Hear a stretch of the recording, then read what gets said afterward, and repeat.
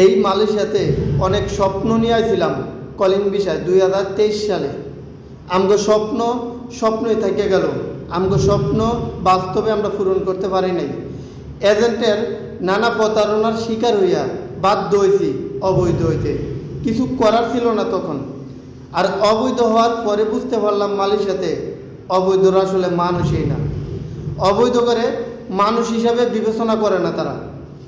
অবৈধরা কোনো জায়গায় কাজে গেলে সব কাজে নিতেছে না সব জায়গায়। অবৈধরা মসজিদে নামাজ পড়তে গেলে আতঙ্কে থাকতে হয় কোন সময় ধরা পড়ে। অবৈধরা অসুস্থ হলে বালা হসপিটালে যাইতে পারে না, কারণ তো অবৈধ। আজকে যত আইন আছে অবৈধর ওপরে সাফাই দিছে।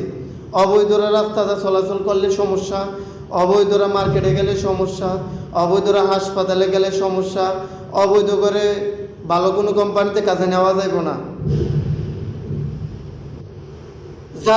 যাগো কারণে মানুষ অবৈধ হয়, তাগরে লাইসেন্স দিছে তারা।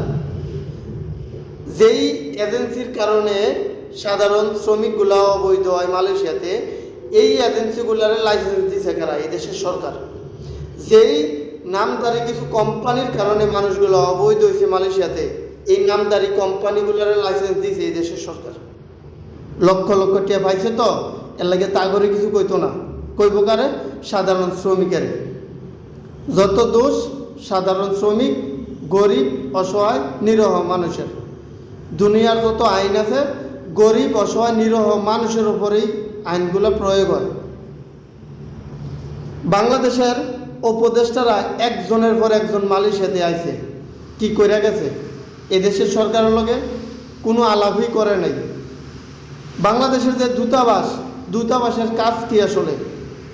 দূতাবাসের কাজ কি আসলে আমি জানি না, তবে দূতাবাসের দরকার ছিল এই বিষয়টা নিয়ে একটু ভালোভাবে তদারকি করার।